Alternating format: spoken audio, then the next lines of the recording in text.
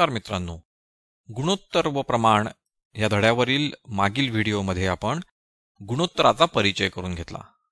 या व्हिडिओमध्ये आपण गुणोत्तराचे मूलभूत गुणधर्म पाहूयात, ज्यामुळे आपल्याला गुणोत्तराबद्दल अधिक सखोल माहिती मिळेल।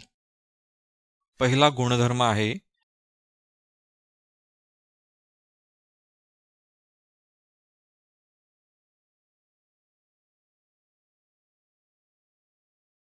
गुणोत्तर फक्त सजातीय राशींचेच मांडू शकतो। सजातीय म्हणजे समान मापन असलेल्या राशी।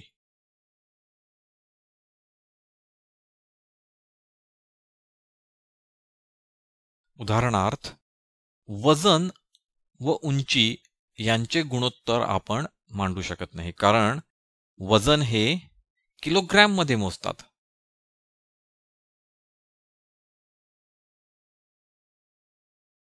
तर उंची सेंटीमीटर किंवा फूट या मापनामध्ये मोजतात।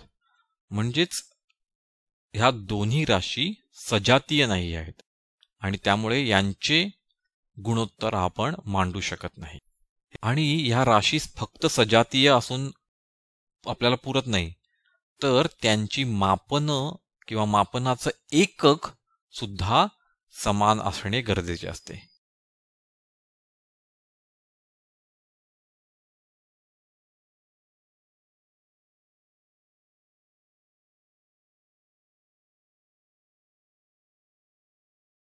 म्हणजेच माझ्याकडील 2 किलोग्रॅम लाडू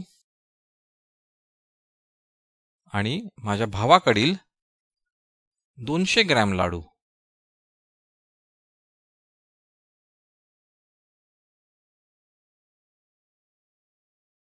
यांचं जर आपल्याला गुणोत्तर मांडायचं असेल, तर आपल्याला या दोन्हीही राशी एकाच एककात आणाव्या लागतील।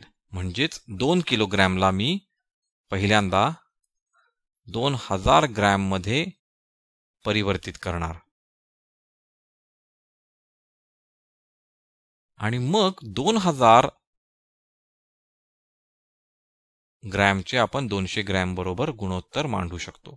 2000 आणि 200चं, आणि हे आपण जेव्हा संक्षिप्त स्वरूपात मांडतो तेव्हा हे 2 शून्य निघून जातील आणि आपल्याकडे मिळतील 10 हे आपले गुणोत्तर असेल।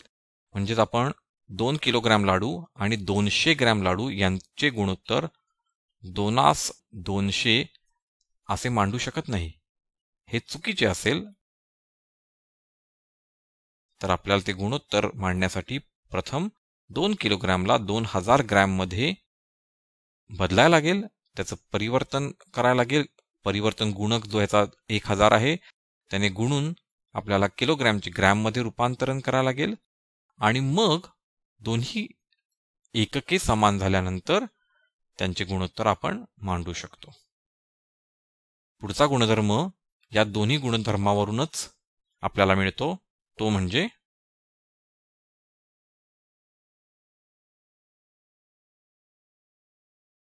गुणोत्तरास एकक नसते।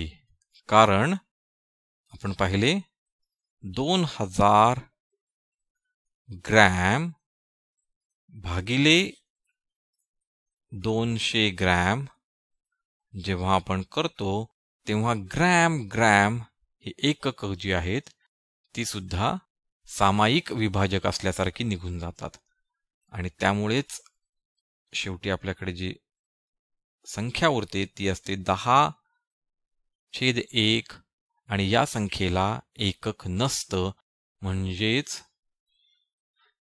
गुणोत्तराला एकक नसतं। दोन राशी ए आणि बी आहेत आपल्याकडे। ए चे बी शी असलेले गुणोत्तर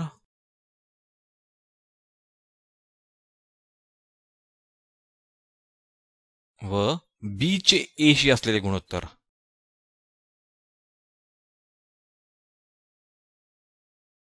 जेव्हा ए आणि बी या समान नाही आहेत, हे या संख्या दोन असतील त्या समान नसतील, तर ए चे बी शी असलेले गुणोत्तर आणि बी चे ए शी असलेले गुणोत्तर समान नसते।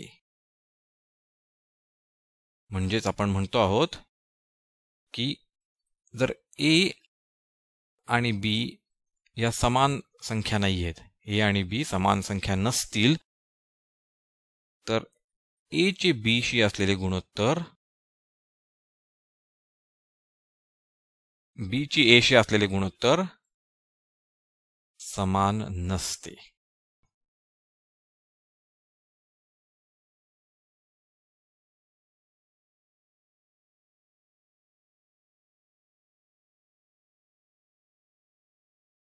गंमत म्हणजे दोन विजातीय राशींची गुणोत्तरं समान असू शकतात.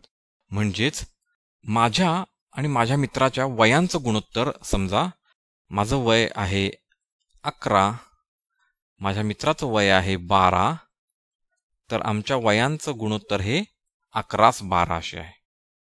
आणि माझं वजन समजा 44 किलो आहे आणि माझ्या मित्राचं वजन 48 किलो आहे, तर आमच्या वजनाचं गुणोत्तर हे 44:48 असं होतं. आणि तेच संक्षिप्त स्वरूपात जर आपण मांडलं तर ते पुन्हा आपल्याला मिळतं 11:12. म्हणजेच हे वयाचं गुणोत्तर आहे, हे वजनाचं गुणोत्तर आहे, पण ही दोन्ही गुणोत्तरं समान असतात. कारण का या गुणोत्तराला एकक नाहीये, त्यामुळे हे 11:12 आणि हे सुद्धा 11:12. त्यामुळे दोन विजातीय गुणोत्तरं ही समान असू शकतात. या गुणधर्मांचा उपयोग आपल्याला गुणोत्तराची गणितं सोडवताना होणार आहे. त्यामुळे हे सर्व गुणधर्म आपल्याला व्यवस्थित समजणे गरजेचे आहे. पुढच्या व्हिडिओमध्ये आपण मागील 2 व्हिडिओमध्ये जे शिकलो त्याची काही सराव गणिते करूया. मराठी टू इंग्लिश शब्दकोश. गुणोत्तर व प्रमाण. गुणोत्तर रेशो, प्रमाण प्रपोर्शन, मापन युनिट ऑफ मेजरमेंट और UOM, एकमान पद्धत युनिटरी मेथड, सजातीय राशी आयटम्स हॅव्हिंग सेम UOM. आम्हाला खात्री आहे तुम्हाला हा व्हिडिओ आवडला असेलच. तर मग लाईक करा, सबस्क्राईब करा आणि तुमच्या मित्रांबरोबर शेअर सुद्धा करा. आमचे इतर व्हिडिओज पाहण्यासाठी खालील व्हिडिओ लिंक्सवर क्लिक करा.